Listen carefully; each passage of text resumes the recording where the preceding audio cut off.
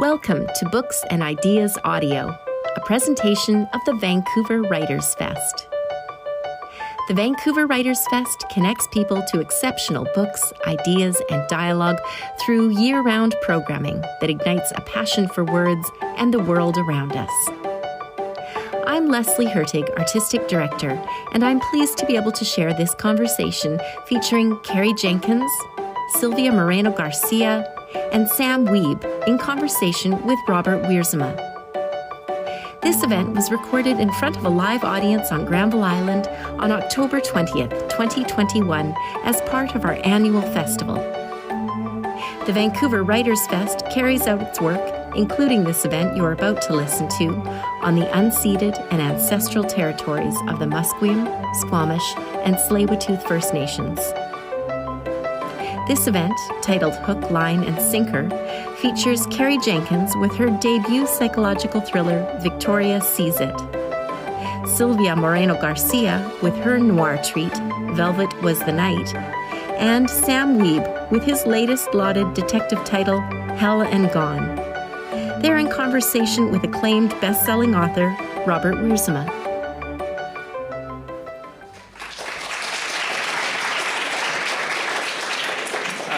Good evening, everyone. Welcome to the Vancouver Writers Festival. It is such a pleasure to be in a room with so many readers again after so long. This is a fantastic thing to be part of, and I am so thrilled to see the support in this community for this festival. There's a great thing going on here, and I'm so glad that you're all a part of it. My name is Rob Wiersema. I'm a writer and reviewer and essayist and professor of creative writing and moderator, father of two small cats, jack of all trades and master of none. And I'm here to welcome you to Hook, Line, and Sinker with Carrie Jenkins, Silvia Moreno-Garcia, and Sam Wiebe. We are so pleased you've all joined us here this evening. We're also grateful that Carrie Jenkins is presented thanks to support of the RBC Foundation. The Vancouver Writers Fest carries out its work and this event today on the ancestral and unceded lands of the Musqueam, Squamish, and Tsleil-Waututh First Nations. And we acknowledge the gift of our presence on those unceded territories. Before we begin, I have some notes to deliver. That's literally written down right here. I have some notes to deliver. Please silence your phones. I'm so glad I said that. Look at all the people reaching for their phones. Really, you've already all done it, but I thank you for double checking. Please, though, we encourage you to tweet about the event after we're done. Latergram, I understand the kids are calling it when you do something not Insta. You can put this up on your TikTok. I would like to become a TikTok celebrity. I don't know what that is, but I think it sounds fun. You can put it up on LinkedIn, too. I don't actually use LinkedIn. I don't know anyone who does, but it's apparently a thing as well. Later this evening, you'll receive a feedback survey by email. Please take a moment to complete it and share your thoughts. We rely on your feedback to make our events even better, and we read all the comments. This is the only time it's advisable to read all the comments. Otherwise, don't do that. It's better for your heart. Following the event, there will be book sales and a signing with our esteemed authors on either side of the stage. You'll be able to spot them because they'll be the ones sitting there with pens in their hands. And we'll sort out the movement of people, but tables, authors, books are for sale at the back. Wave at your booksellers. They're doing God's work back there. We'd like to thank all the volunteers and supporters, especially our title sponsor, CMHC Granville Island, along with the Government of BC, the City of Vancouver, Canadian Heritage, the BC Arts Council, and the Canada Council for the Arts. This year, the Festival Bookstore is in a new storefront location in the lobby of the Waterfront Theatre, just down Cartwright Street, a couple of doors down. You should definitely check it out, day and night, to buy books from all of the featured authors. Not just the ones here tonight, all of them. It's a great festival, lots of great books. And now I'm going to move on to the author introductions. To my immediate left, if you look up Carrie Jenkins on Wikipedia, which I have, you will see that she is referred to as a philosopher. which is a job description I didn't think actually existed anymore. And I'm actually both thrilled and very, very daunted to learn that it does. Clarity of thought is not one of my strengths. With a primary focus on epistemology, metaphysics, and the philosophies of logic, language, and mathematics, she is Canada Research Chair in Philosophy at UBC, having earned her PhD at Trinity College, Cambridge. This will be important later, make a note. And then there's the small matter of her MFA in creative writing from UBC. So yes, all that, and she is also one hell of a fiction writer. She's here tonight to talk about her novel, Victoria Sees It, a twisted and suspenseful memory dreamscape of a book that keeps you enthralled long after you finish reading. It's still haunting my dreams. Carrie Jenkins.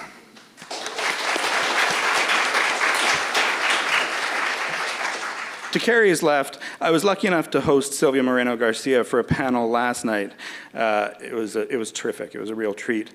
Born and raised in Mexico, Silvia came to Canada in 2004, earned a master's degree in science and technology studies from UBC. Once again, I'm very daunted. I don't know really why I'm even here. Alongside her work as an editor, publisher, and reviewer, she has had a stupefying run of fiction over the last several years, from her debut novel, Signal to Noise, to last year's New York Times bestseller, Mexican Gothic, racking up an impressive roster of award wins and nominations, including simultaneous nominations, for the Nebula, the Stoker, and the World Fantasy Award for Mexican Gothic. Again, very daunted, very jealous, I'm not going to lie. As we discovered last night, she is rightfully very defensive about representations and misrepresentations of bread in fiction, and she writes for a very special reason and audience, which is not for me to divulge, but it was a very sweet moment, and I'm glad I was a part of it. She joins us tonight to talk about her new novel, Velvet Was the Night. Silvia Moreno-Garcia.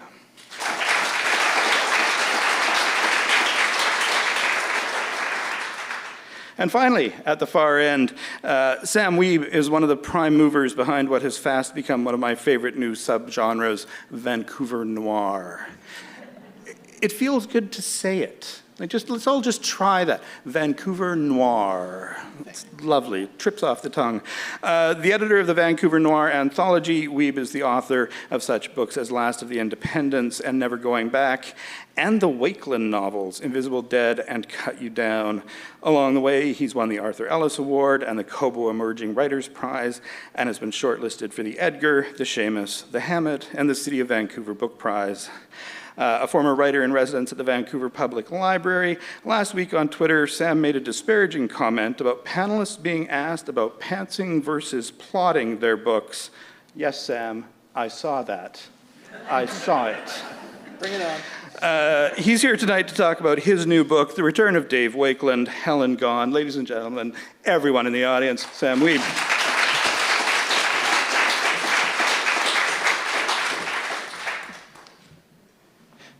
Did you see how subtly I made the transition to sitting down? That was my best one yet. You may have noticed I kept my introductions to each author's new books very short, very minimal. That wasn't laziness on my part. It's partially laziness on my part, let's be realistic. It was deliberate, because I wanted to start with a seemingly simple question, which, based on their responses when I mentioned it to them earlier, is actually harder than you might think. I would like each of the authors to describe their own books to you and follow that up with a little sample from said books. We're going to start with Carrie, who will tell us about Victoria Sees It. Thanks. Yeah, this is actually extremely daunting, and I'm really happy to go first because then I don't have to follow these amazing people to my left here. I do apologize for your dreams. This should come with some sort of a warning attached. You are all welcome to my dream hellscape if you actually pick this book up. So I found out that this book was a thriller only after I had written it, and my editor told me, "You've written a psychological thriller." I said, "Great, that's awesome. I didn't know that, and I don't know what that means." And so we got into some discussions about what that means, and eventually I realized it's because what I'm doing with this book, there are so many different things going on here, but one of the main ones, and the one that keeps haunting my dreams, is I'm trying to get inside the head of a very troubled narrator and a very troubled person. As has already come up, my day job is philosopher. I teach philosophy at UBC, and I found myself thinking through a lot of the troubles that this narrator experiences in terms of the philosophy that I am familiar with and the environment of an academic studying, researching philosophy. And when I was growing up, personally, I loved to read absolutely classic mysteries like Agatha Christie, Sherlock Holmes, and I just devoured this stuff. I would read and reread and reread, and when I started writing, I thought, I would love to write something like that. That'd be great. And that's not what happened, so just in case anyone was expecting. I ended up writing something that I think was more of a response to the traumatic realization that real life doesn't have the cozy mystery vibe to it. And it ended up being an exploration of mental illness, madness, effectively, and women's madness in particular. The gender of the narrator is really important to me in this book. It became kind of a campus novel as well, and I was influenced by the tradition of writing through and for and about people who have experience with academic life and what it does to people and to people's minds. And it draws in, although in a troubling and troubled way, some of the traditions of philosophical fiction that I really admire, and people like Iris Murdoch, who's a British philosopher and author, and Jean-Paul Sartre, who famously wrote his own philosophy in the form of fiction, in the form of novels, and the ways that they managed to work through what are really deep and difficult philosophical ideas using a fictional and often a rather thrilling and mysterious, but not necessarily conventional thriller form for their fiction. So that's what I ended up with. It's not a cozy Agatha Christie mystery. Much to my own distress, I would have loved it to be one of those. So what I'll read for you is a little section. So our narrator is a woman who, at the stage I'm going to read from, is an undergraduate student. She's at the University of Cambridge. That's why it's relevant. And her best friend has disappeared, rather mysteriously. And she doesn't understand, and nobody else seems to be responding the way that you would expect people to respond if someone had gone missing from an undergraduate degree course. And she's just met her first potential ally in the search for her friend. Her friend's name is Deb, and she's met and become romantically involved with a police officer whose name is Julie, but our narrator, whose name is Victoria, just thinks of her as the cop. And so that is how she refers to Julie. This is from a section called Donuts. A woman had been buried alive in a disused well on the estate of Wimpole Hall. Once she'd slipped in, she must have dislodged the structure of the well, and the sides had caved in over her, stifling any sounds of crying for help. And the cop is discussing this case with Victoria here. Not that she would have been able to do that for very long anyway. The soil would have filled in her mouth and lungs quite quickly. Her eyes were open and her mouth was full of dirt, and they found a worm in her ear. She leaned over and wiggled her fingers at me, as if telling a scary story to a small child. And her fingernails were very long. They keep growing after you die. Out into the soil, I said, like roots. What? From a plant that doesn't know it's dead. The cop blinked. She was completely unperturbed by the facts, however grisly. She told them like they were the most ordinary thing on earth. It was my question that was wrong. Anyhow, she explained, the local officers had ascertained that the woman had most likely fallen in by accident, and they weren't treating the death as suspicious. She'd been wearing a tracksuit, and the cop asked if Deb could possibly have gone running out there. but I said I had never heard of Deb going running or wearing a tracksuit. What color was it? I asked. Kind of light gray, they think. It was really manky, of course, when they dug out the body, but it looked like it would have been gray originally. Seemed to think it could be a girl from one of the farms around the Wimpole estate. Probably went out there at night for some reason without a torch, couldn't see where she was going, fell straight in. She indicated the action with her free hand, finger legs walking to the edge of the invisible precipice, then flat palming the table with a slap. I had heard of Wimpole. It was one of those grand country houses owned by the National Trust, the kind we used to visit on school trips, just a few miles south of Cambridge. I asked the cop if she wanted to go out there with me at the weekend. Why? Whoever it is, she's not still down there in the well. They'll have taken her away by now to be buried. I mean, buried again. I mean, buried properly, somewhere else. I still think I'd like to go.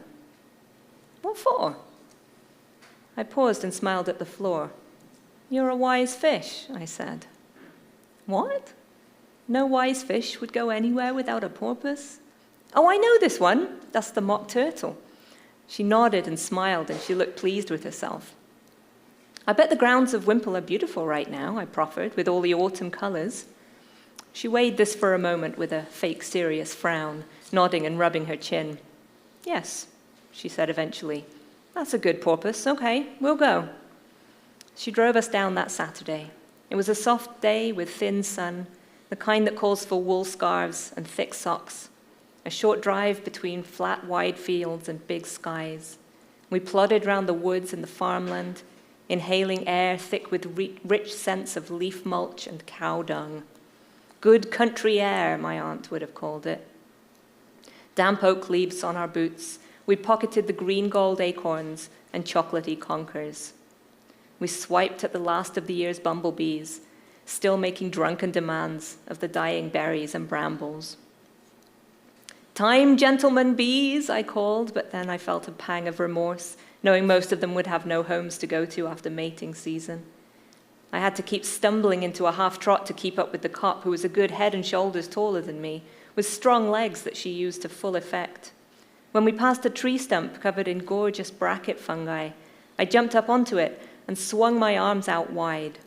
Season of wasps and rotted appleness, I declaimed. Gross bosom friend of the revolting mold. The cop looked bemused at this. And it occurred to me to wonder if she'd studied Keats. I didn't quite like to ask. As I jumped back down, she glanced around to make sure no one was looking, then kissed me on the nose like a performing dog. Thank you. Thanks, Carrie. And Silvia, could you tell us a little bit about Velvet Was the Night? Yes, Velvet Was the Night is set in 1971 in Mexico City against the background of real political unrest. It's a noir that follows two very different characters who are trying to find a woman who has gone missing and might have compromising photographs that could affect the government. In the 1970s in Mexico, the government did create squads. One of them was called the Hawks, in order to infiltrate, torture, and capture leftist people who were kind of opposing the government or that the government didn't like. So we open with a real event that happened in 1971. It was called the Corpus Christi Massacre. One of our point of view characters is a hawk. So he's working for the government as a paramilitary person. And so we open here. Just when the students were walking in front of the Cosmos movie theater, there came the first shots. It was time to rock and roll. Elvis put out his cigarette. His unit hurried down the stairs and exited the apartment building. Some of the hawks carried kendo sticks. Others shot into the air, hoping to scare the students that way. But Elvis used his fists. El Mago had been clear about the basics. Grab any journalists, take their cameras, rough them up if they get stubborn. People with cameras and journalists only. They weren't to waste their time and energy beating any random nobody who didn't have film with him. No killing either, though they could rough him up. Elvis had to give it to the protesters because in the beginning, when the fighting started, They weren't doing half bad. But then the shooting was no longer bullets in the air, and the students began to panic, began to lose it, and the hawks were prepared, streaming in from different sides. "It's blanks," a young man yelled. "It's not real bullets, it's just blanks. Don't run away, comrades." Elvis shook his head, wondering what kind of stupid dumb fuck you had to be to think those were blanks. Did they assume this was an episode of Bonanza? That a sheriff with a tin star pinned to his vest was going to ride in before the commercials and it would be fine? Others were clearly not as optimistic as that guy urging everyone to stay put. Doors and windows were slamming closed along the avenue and the nearby streets, and shopkeepers pulled down their rolling steel shutters. Meanwhile, the granaderos and the cops were sitting pretty. There were plenty of men with thick anti-bullet vests and heavy helmets on their heads and shields in their hands, but they were forming a sort of perimeter around the area, and none of them intervened in one way or the other.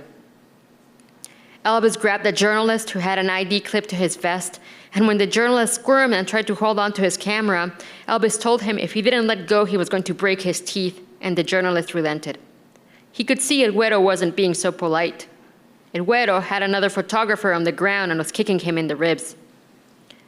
Elvis exposed the film onto the camera he'd grabbed and then tossed the camera away. People with cameras were easy to spot, but Almagro had also told him to give all journalists in general a scare, not only the photographers, because all journalists could use a lesson about who was boss these days. And it was a bit harder to figure out who were the print and radio journalists.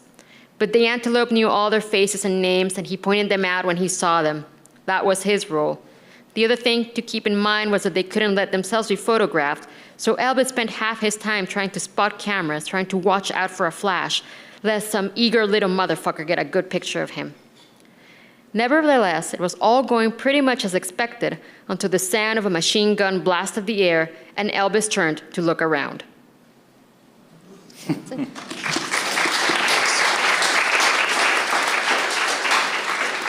Thanks, Silvia. Sam, tell us about Helen Gone. All right. First of all, it's so cool to have a sign language interpreter on the stage with us. It is making the stage rock a little bit with the force of the... And as a fat person, you're always just like, oh, please don't collapse. It's a peek into my head.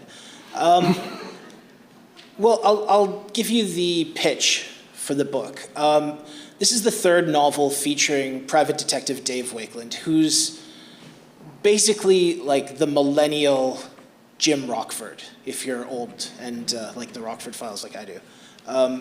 Somebody who is on the side of the underdog, kind of good with his fists and a good witty reply, but somebody who's ultimately, has like a certain decency to him.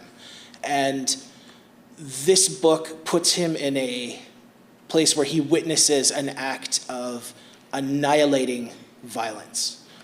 Just a horribly violent robbery that happens on the streets of Vancouver. And he witnesses this from his office and jumps into action like a good private eye detective should. Actually leaps out the window to get down and offer aid to one of the survivors. And even better, remembers his St. John's ambulance ABCs. Does anyone remember what ABC stands for? Airway, breathing. The third one? Cardiac. It's cardiac. So for a moment, he's a hero and has actually helped save the life of someone. And then the other part of the private eye comes in, that need to know and to take that one extra step. And he actually goes into the building where the robbery occurred. And what he sees there traumatizes him so much that when he walks out of the building and the police show up and they ask him what he saw, he says, honestly, I didn't see a fucking thing. So I'm just going to read you a little bit of the first chapter of this.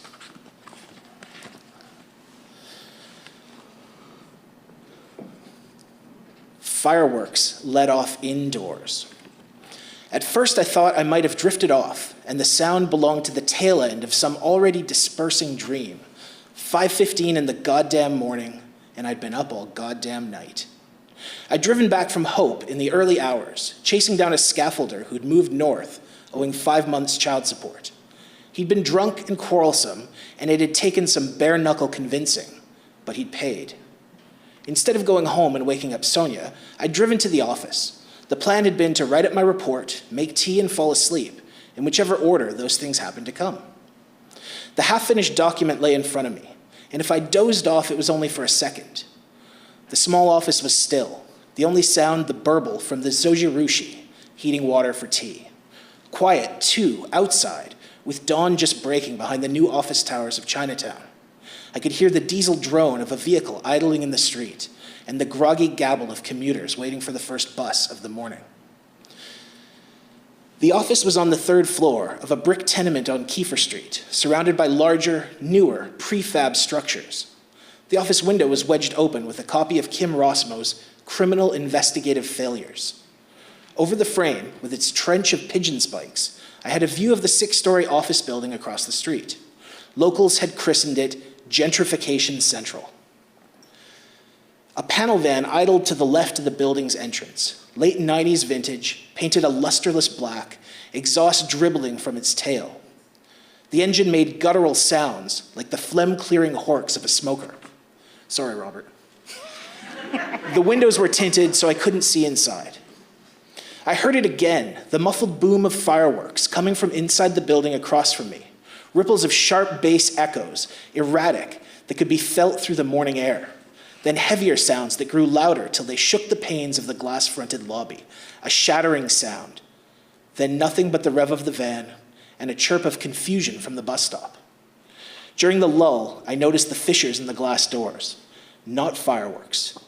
Maybe I'd known from the jump. I have some experience with violence. I fetched my shoes from the front door and shut off the zojirushi, abandoning my mug with the string of twinings wound around the handle.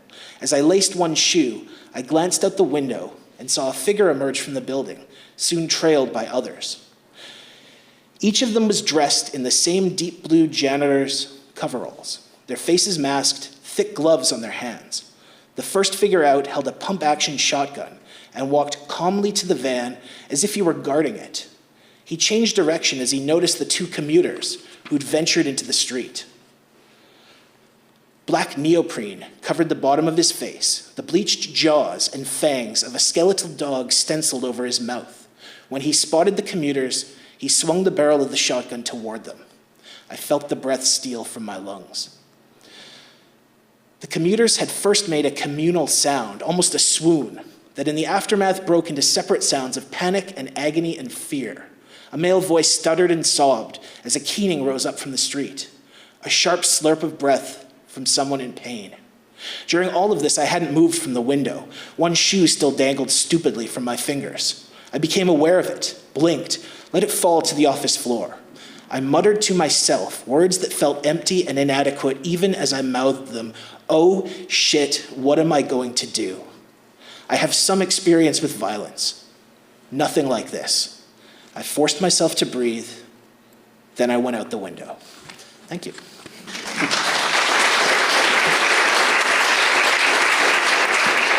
And thank you, Sam. So the title of this event is Hook, Line, and Sinker. We're going to be talking about suspense tonight, how to set it up, how to keep it going, and how to make it pay off. But I want to take a step back from before the hook and address a sort of a fundamental question of a more, dare I say, philosophical bent. When you're approaching a book like this, when you approached this book in particular, what effect did you want it to have? And we'll start with Silvia on that one. Oh, okay. So Velvet was a night place with 2 narrative strands, and one of them is Elvis, who is an enforcer, and it has this very gritty noir tone. But the other character that is a point of view is a woman who is an ordinary secretary, and she's not very likable. She's dissatisfied with her life, and she loves reading romance comic books, so she views everything from that lens. She is kind of hoping that she can slip into a romance storyline but instead finds herself in a noir. So that contrast between genres was one of the things that I thought would be fun. Sam, how much does the eventual effect play into your perspective on the book before you start it? I mean, I just knew with this one I wanted to get started really quickly. Because I think the book I wrote before this, Cut You Down, really, it took a little while to get into the story. It was more of a traditional, like, client shows up at the office. So I thought for this one, just, boom, throw them into something, have it be the worst thing that ever happened, and go from there. So I really wanted to start with something that feels a little familiar, like, oh, you might have seen this in a Private Eye, Magnum PI rerun or whatever, but then go like really dark really quickly. Yeah, and hook with the action right off the top.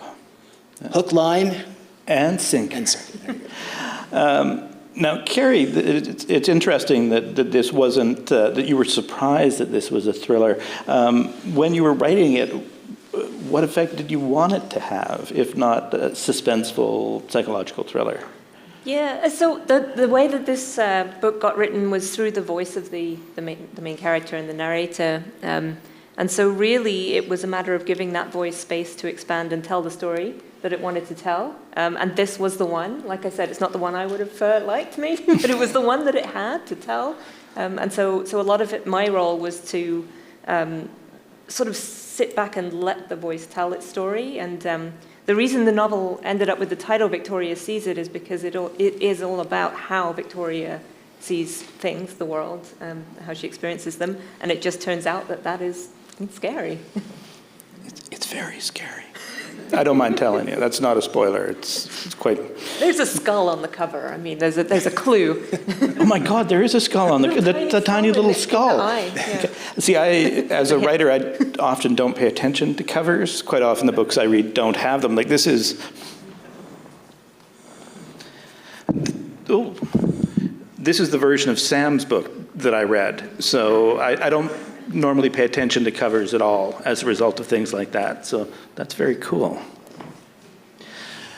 So for the next question, I want to stay at a bit of a remove. Every novel has a lot of moving parts. To paraphrase Edgar Allan Poe talking about the short story, he said that it was a machine calibrated to create a singular effect. The novel is considerably more complicated than that.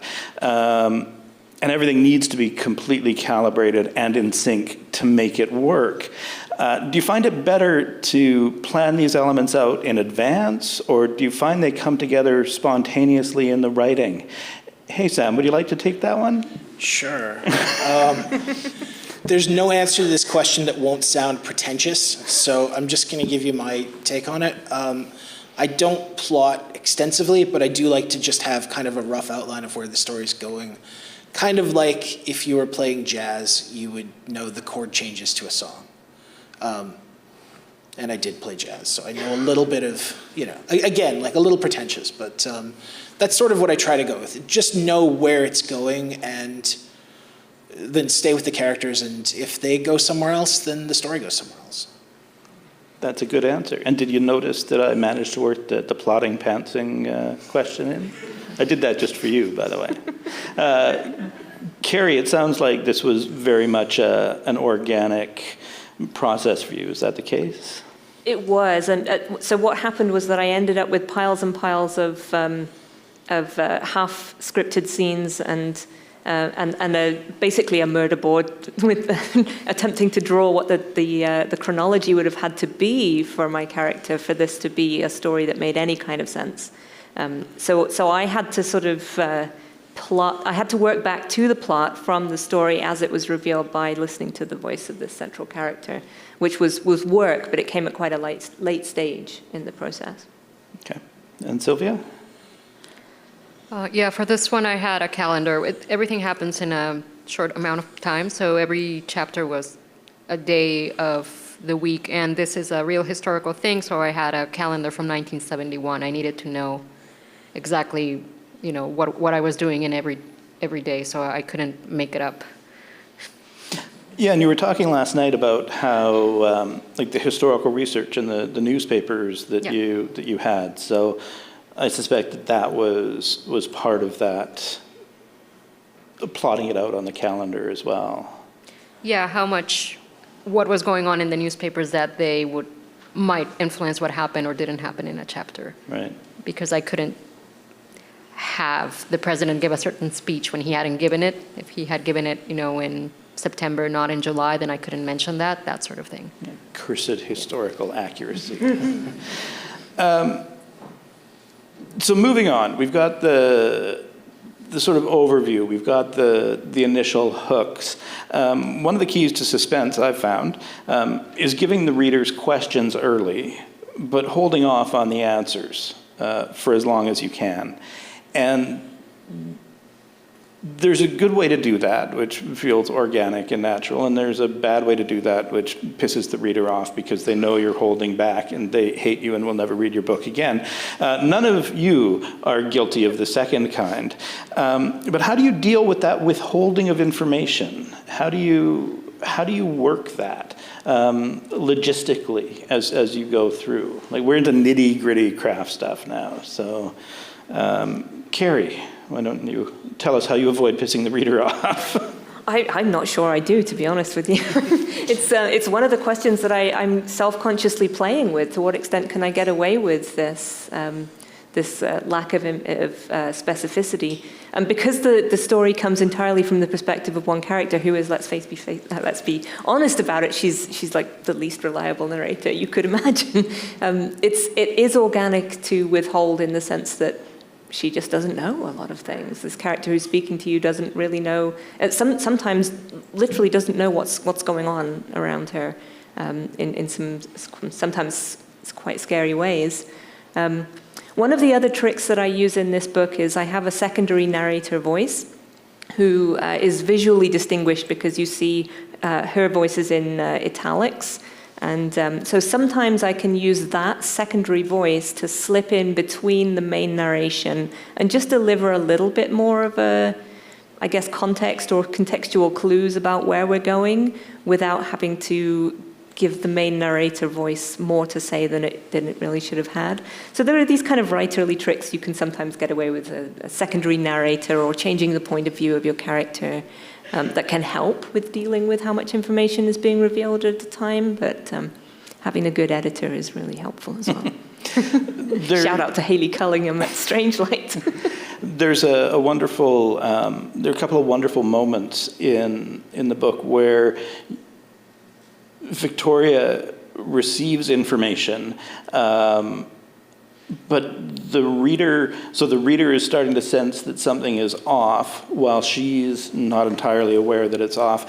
But at the same time, because it's all through her point of view, you can't rely on her reaction to it. And so it just turns into this big Ouroboros of unreliability. Yeah, which is quite wonderful. Well, thank you. It becomes the challenge with some of the challenge with writing Victoria's story is that I think I can see things about what's going on with her that she doesn't see, and I think that my readers will see them as well.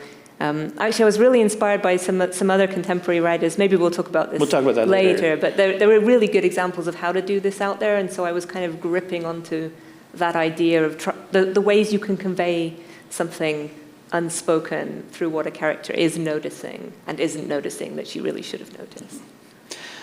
Thank you. And Silvia, you do something quite similar using the different points of view. How do you withhold and delicately parcel out that information?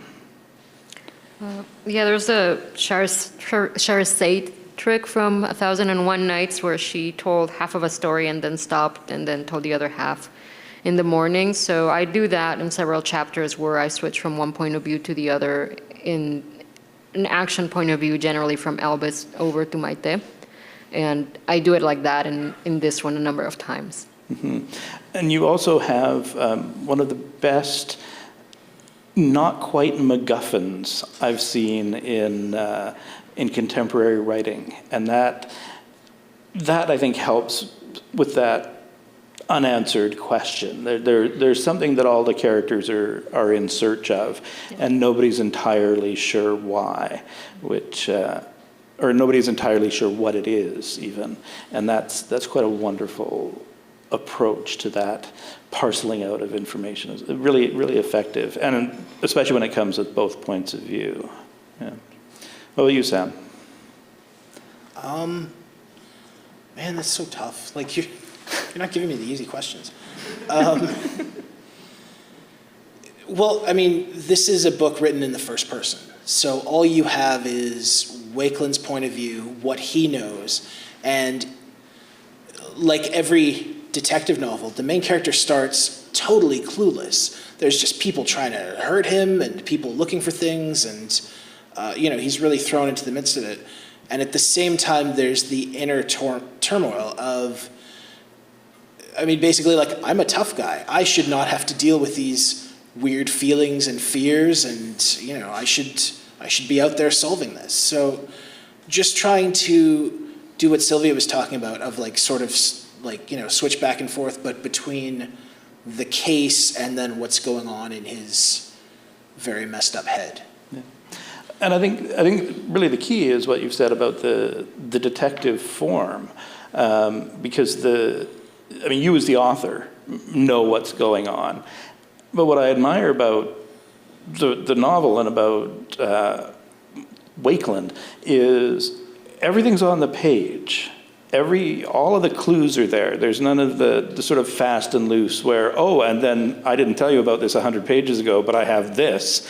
Everything is on the page, and if you're ardent enough, you can actually follow it through. But it made me admire sort of general detective tropes in a way that I haven't in a while. I thought that was really powerful. Well, thank you.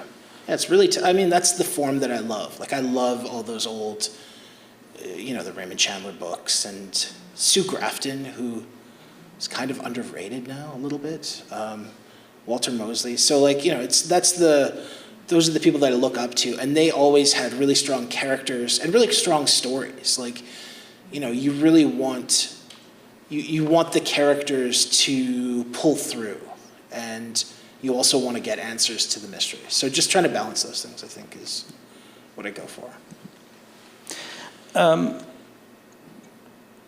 This is a sort of a process question, a psychological process question, I guess. Do you ever have a moment when you balk? When you know what's coming in the next scene, but you don't want to write it because of what it's going to mean for the characters. I ask because this is something I've experienced, and I'm basically wondering if other writers have experienced it as well. Do you balk? And if you do, how do you get that next terrible scene down? Let's start with Silvia on that one. No, I can't say I do. It just happens. It's needed for the stories then, since it'll happen. And I think the only time I balk was a scene in Mexican Gothic where, there's a lot of, people have told me there's a lot of repulsive moments in Mexican Gothic, but there was a moment that I didn't include because it was just too strangely repulsive. I even thought about it afterwards quite a bit, like playing in a loop. So I didn't put it in, but I put a lot of repulsive things in that one. That one just didn't fit right. But I would have put it if I had found a way to fit it in there. But it was really gross, and it just didn't fit right. You're heartless. Yes. I really admire that. Yes. What about you, Sam? Do you ever find yourself resisting the next scene? I like torturing the main character. I think it's good to put them through hell and gone. Sam, there are readers out here. We're not supposed to tell them that. There are definitely things that are difficult, but to me, those tend to be more of the emotional ones. In the first book, Invisible Dead, there's a conversation between Wakeland and the woman that he's seeing, who is someone with substance abuse issues. And somewhere the trust between them got violated, and they have this conversation that is nothing but them asking questions of each other and not answering them, but getting more and more personal and heated. And that was really difficult to write, because, I mean, you really don't want to break someone's heart, but the violence, no, that's easy. Like, give me a good, fight scene or whatever, but, the emotional stuff's tough. Yeah. Carrie, what about you? Yeah, I agree. This is where I struggle as well. And there's for me, there was only one scene in Victoria Sees It that I struggled to know how to write it, honestly. It wasn't so much that I knew what I wanted it to be, and it was just sort of like, how do I get myself to do this? This thing has to happen. This event has to take place. Victoria doesn't fully, I think, understand it or describe it entirely correctly. And I had to kind of figure out how to deal with feeling it for her, or going through it for her, or with her, or however you want to describe that. And that was something.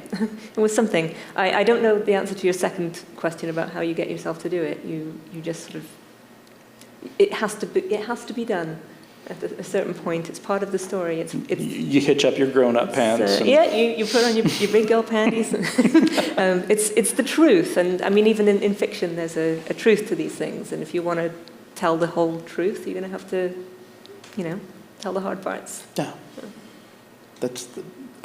All three of you came around to what I think is the correct answer to that question, which is, if you're going to do it right, you have to do the hard parts. I've got pages and pages of questions for you that are maybe best suited for sitting at a bar at some point. But I wanted to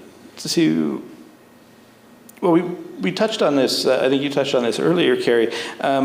When it comes to suspense in particular, who are some writers you admire or look up to or want to emulate?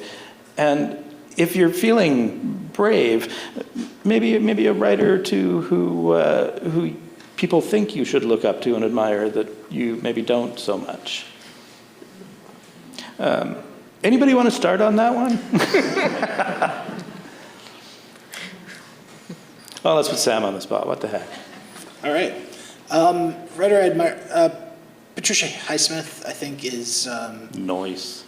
I mean, that's, her books are so great, and you find yourself rooting for these despicable people who are they just want to murder people and go and look at expensive art and steal it. But, she's so great at the complications where this crime happens and half of it's planned out and half of it isn't. And, then other things go wrong, and, this person who just wanted to commit one murder and get away with it is now killing half the people in Europe. I think she's brilliant. Writer who I don't like.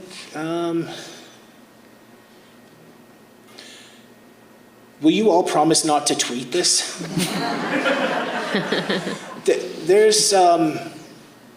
There's actually a guy who I think is a very good writer named Don Winslow, but the books that he recommends I just don't like. And my girlfriend Carly is a much better reader than I am, and one of the books he recommended was called The Chain.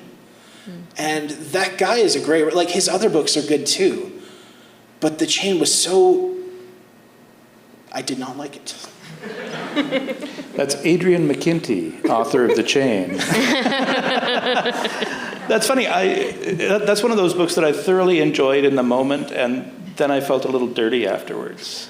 It's sort of like you eat the whole bag of potato chips, and it's fun, and then you're just greasy. And Carly, my partner, she had the best description where, and again, I've read his Sean Duffy series, and I really like it. But the Chain, she's like, oh, and then the plot gets into this thing about Bitcoin, and it's just like, Bitcoin, really? In a thriller? I don't know. Yeah, just not for me. I'm not tweeting, I'm just looking it up. This is my narrator voice. Silvia was actually tweeting. What I mean is it's an awesome book and everyone should read it. We had the opposite thing with, I really like Linwood Barclay. Like, I thought his thriller was really good. The Parting Shot, I thought, was really terrific. And it's like the fourth book in a trilogy. I don't know how it worked, but it was like so good. And I read that, just like you're talking, like one sitting, and yeah. Carrie, how about you? Yeah, I'm not going to mention anyone I didn't like. I have that. Come on, I'm taking notes. Well, someone's got their phone out. But I have two recommendations of books that I've really been kind of inspired by recently.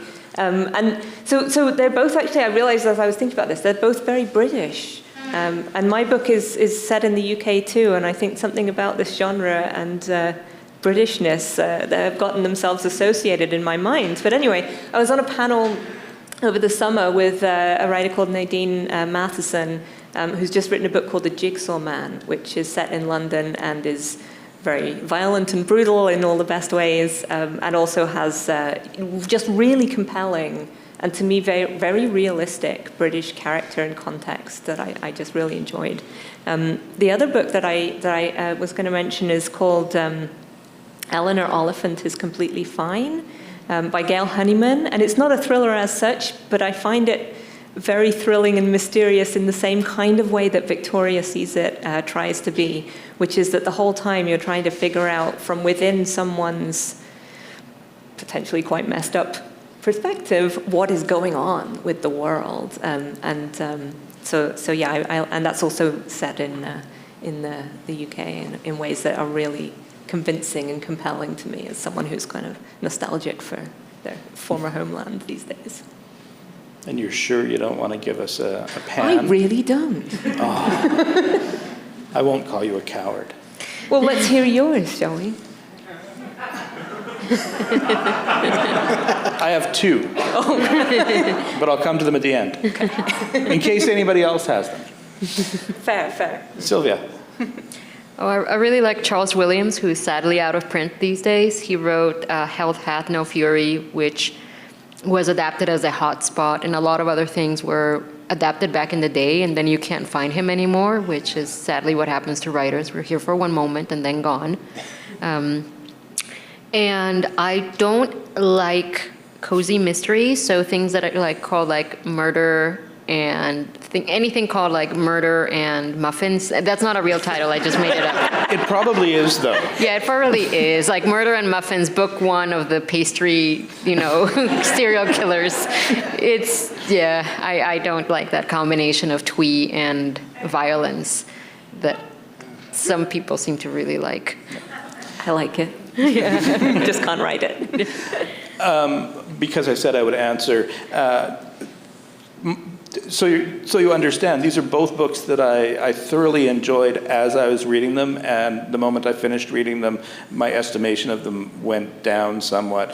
The Girl on the Train, I thought was a fantastic book in progress, but when I looked back at it, it just sort of fell apart structurally.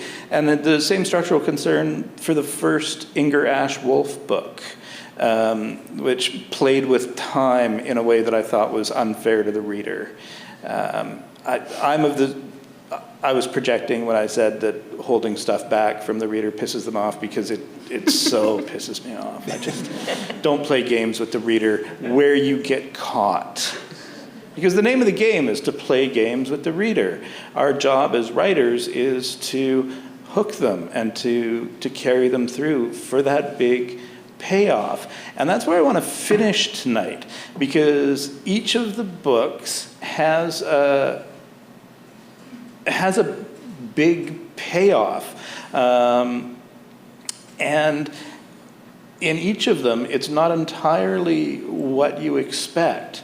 And I want to go back to the beginning and ask, was that ending in place? Was the payoff in place before the book started? Were you writing toward it, or was it something you found on the way? Sam, let's start with you. It's both. I mean, again, I sort of know roughly where it's going, but you know, it's only a good payoff if you care about the characters by the end of the book and are invested in that. And that's something that you really have to salt into the story as you go. I think that there are suspense books that are really great, but they're very surface level, kind of like, you know, Bob has to commit 6 bank robberies in a day to save his sister or whatever. And you don't really care about the character, but it's just moving so fast, and then you finish and you're like, yeah, that was okay. But like to me, the suspense books that I like are the ones that are really character driven and where the character goes through something. And yeah, I sort of know the direction they're going, but until you get there, it's not in stone. And just so you know, Helen Gone finishes with a fantastic kick to the ribs for both Dave Wakeland and the reader. And I'm not going to spoil it, but it's a thing of beauty. Thanks. What about you, Silvia? Is it there from the beginning, or is it something you discover on the way? Yeah, because the structure was 2 parallel storylines, so I had to figure out when they would intersect. So that was part of the game. Yeah. And Carrie? Yes, from quite early. Not the very beginning, but probably the sort of 3rd or 4th piece of the puzzle to slot into place was the end. And I thought that was, what you did was quite wonderful, because the final kick almost comes 2 pages after the book is actually done. There's this wonderful, you close the book and then you go, oh crap. And I'm really glad if it did that for you. Good. It worked really well. I've been talking for too long, and I still have half a beer to drink, so let's have some questions from the audience while we have some time left. I will repeat the question so everyone can hear it. Do we have any questions from the folks out there?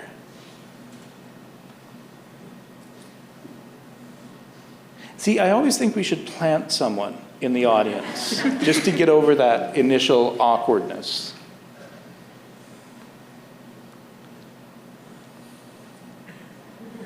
Yes?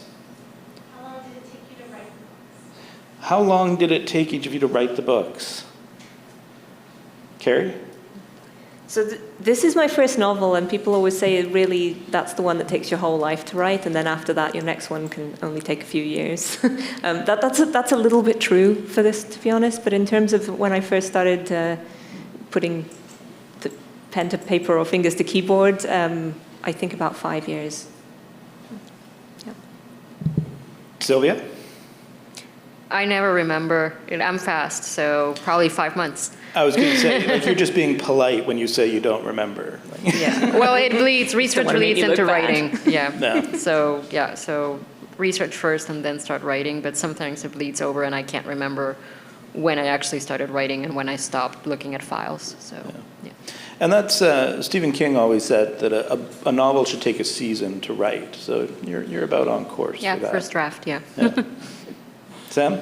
Yeah, I mean, again, this should be like a really easy question to answer, but this started as a short story, which took about a couple of weeks, and then the novel draft took 4 or 5 months, and that was like 5 years ago. And in between then was like, you know, every year was just this weird thing of like personal tragedy, jury duty, COVID again, firing agents and all sorts. So like, I feel like there's never been a period when I haven't been writing this book until about a month ago when I had it in the last version. So 4 to 5 months, but also 6 years, something like that.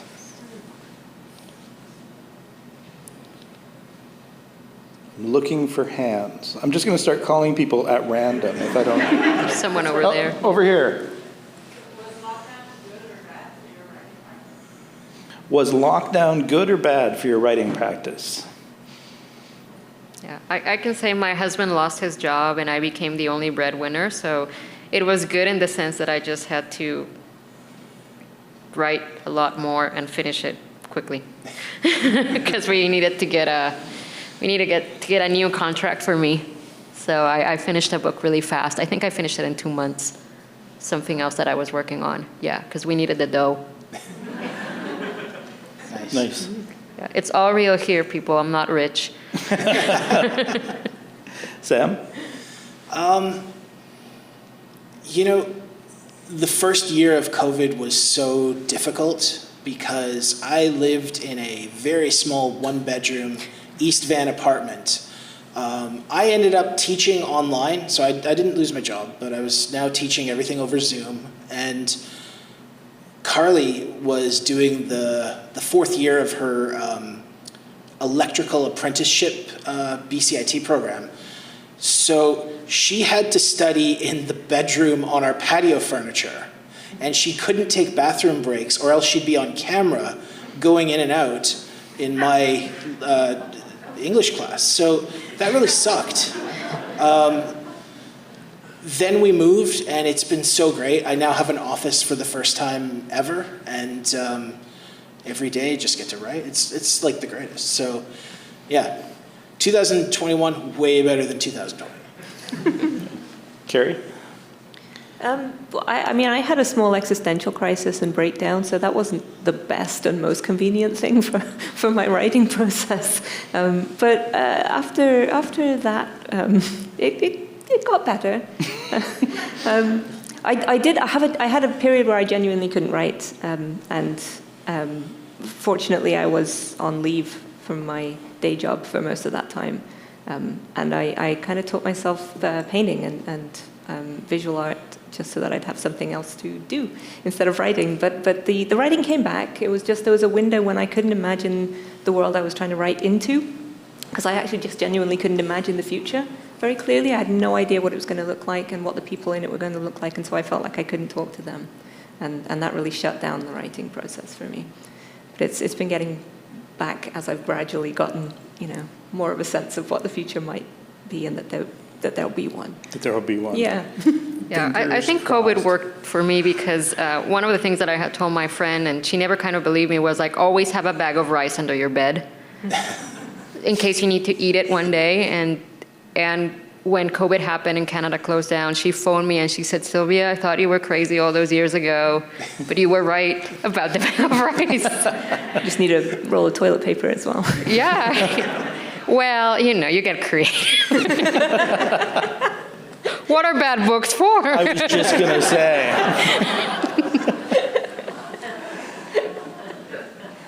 Back here.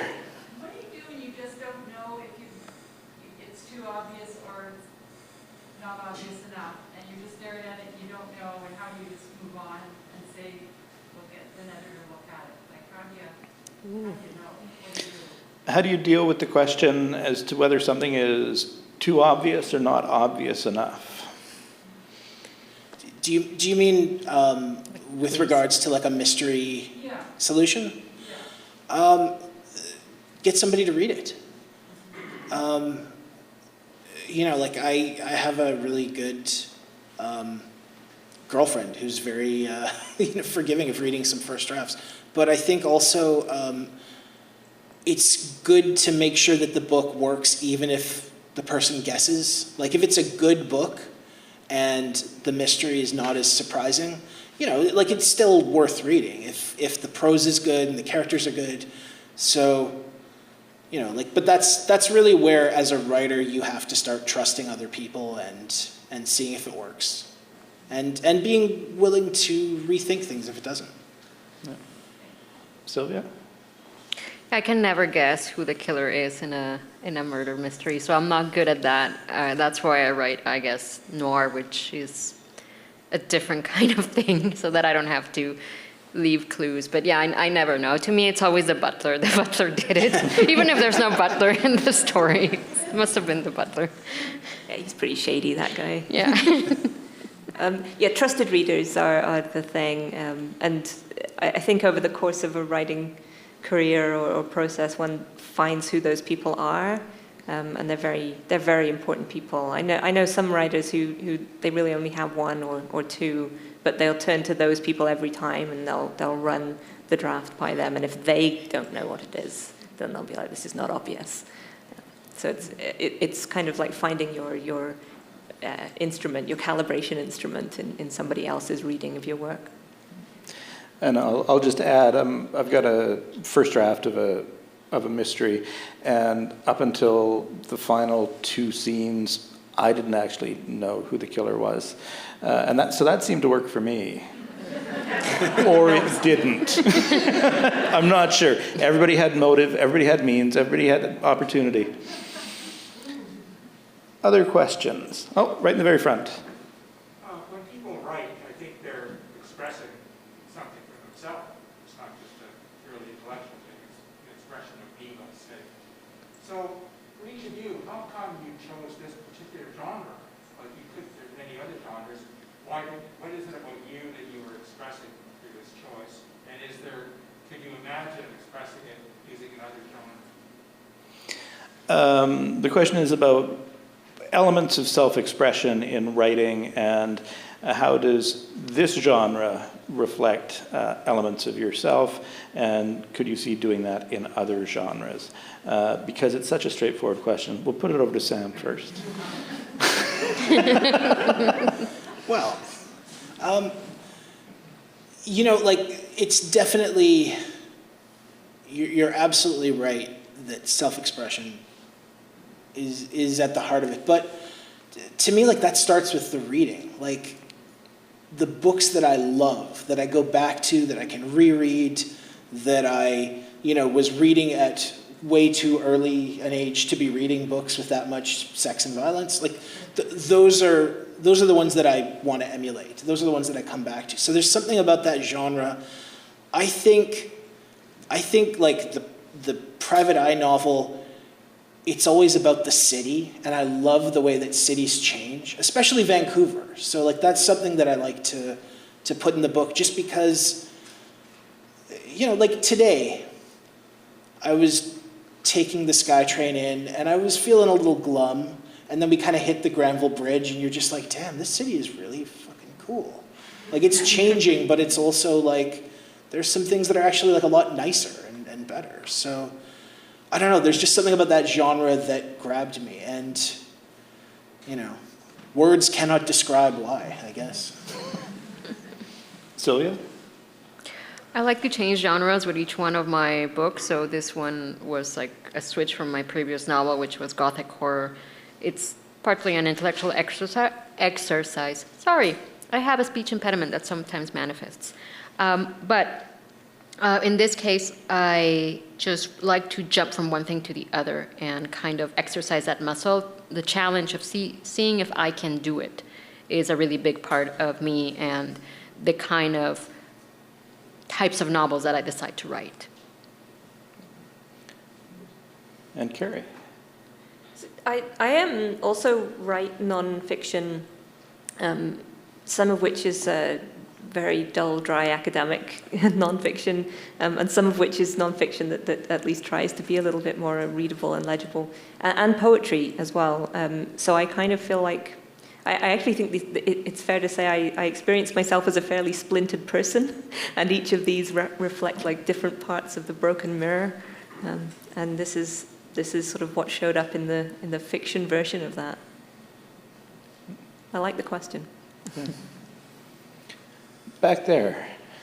What's next? Oh, the dreaded what's next question. Dude, my book doesn't even come out till the 23rd. Can I just enjoy this one for a minute? Oh, but wait till Silvia answers this question. Oh, no, please go ahead. Your book comes out on the 20th? Comes out on the 23rd. How excited are you? Yay. More excited as this event goes on. No, it's great, and I want to do at least one more. So that's what's next. And I've got a bunch of other weird things. I wrote a heist novel that's been optioned for TV, so that's in what they call development hell. And I don't know, we'll see. But I really want to keep going with the Wakeland series. I just love writing them. So. Great. I have a new novel out next year. It's called The Daughter of Dr. Moreau. It's set in 19th century Mexico. against a background of unrest in that time period. And as you can imagine, it's inspired by The Island of Dr. Moreau, the famous science fiction classic. That sounds awesome. That really sounds awesome. I have a non-fiction book in the works, which is hopefully coming out next year. So knock on wood here. It's called Sad Love, Romance in the Search for Meaning, and it's about those things. Oh. That feels so timely. It was the one that I had the trouble writing during the pandemic lockdown. Was it responsible for the existential crisis? Partly yes, and partly a book, a sort of self-report of the existential crisis. See, that makes me want to read it more. Well, good. I'm glad somebody does. What other questions do we have? Yes? Have any belonged to any writers' groups, and do you aspire to? Do you belong to one now? And do you find that writers' groups really help in the creative process? Writers' groups in the creative process. No. No. I don't like them. Carrie? What about you, Carrie? No, not really. The closest thing I had was when I was doing the creative writing MFA, and I had peers in the program. But really, it was more individual people that would become my trusted readers, and not so much a writers' group as such. Sam? No. So no then. No. Though, to be fair, there are a lot of writers who find significant value in the feedback from writers' groups. This is not 100% of writers are opposed. Anyone else? Yes? How comfortable are you writing about yourself? How comfortable are you writing about yourself?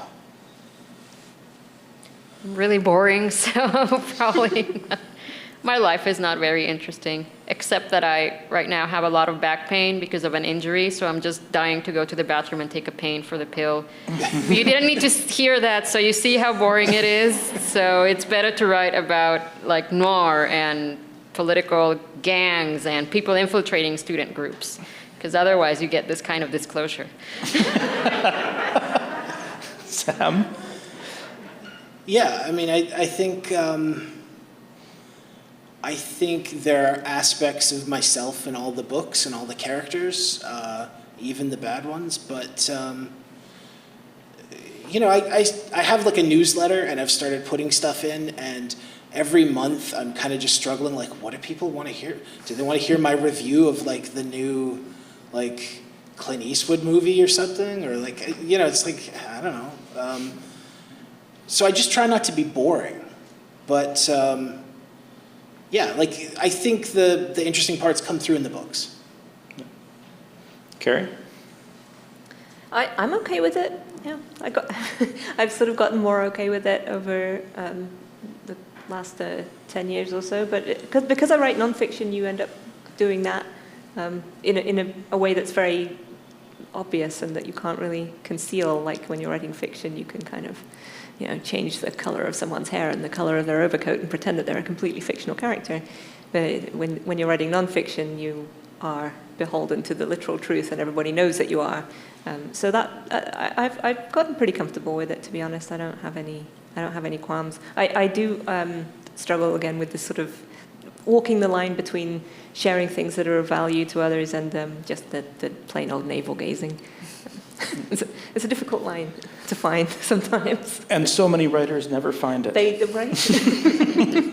The ones which we're not going to name. Which we won't name unless you buttonhole us afterwards. I have time for one more from you folks.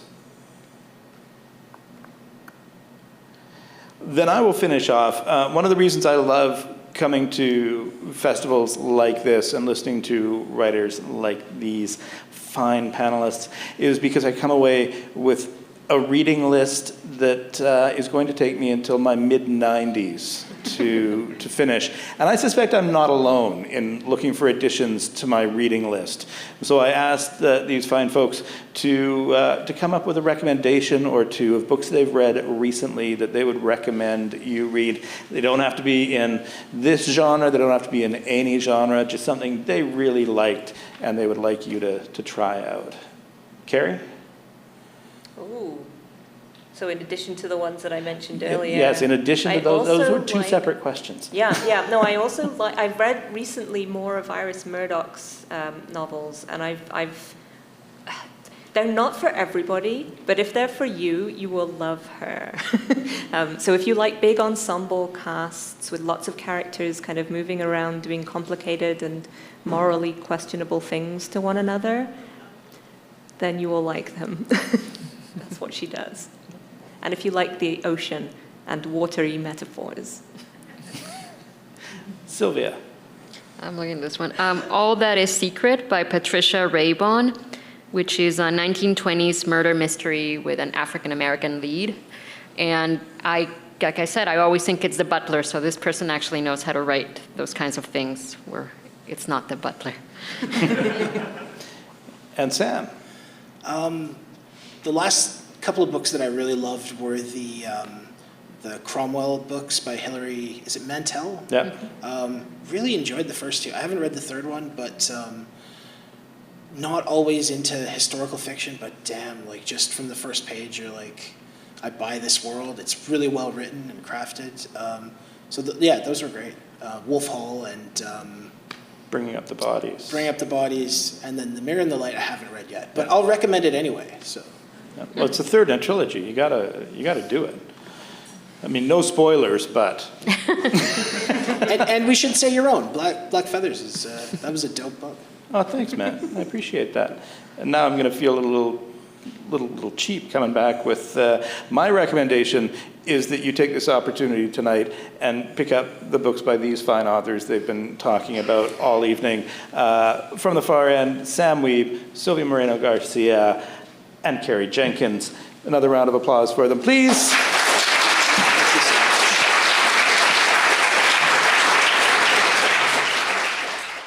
You have been listening to Books and Ideas Audio, a presentation of the Vancouver Writers' Fest. To hear more events like this one, please visit our website at writersfest.bc.ca.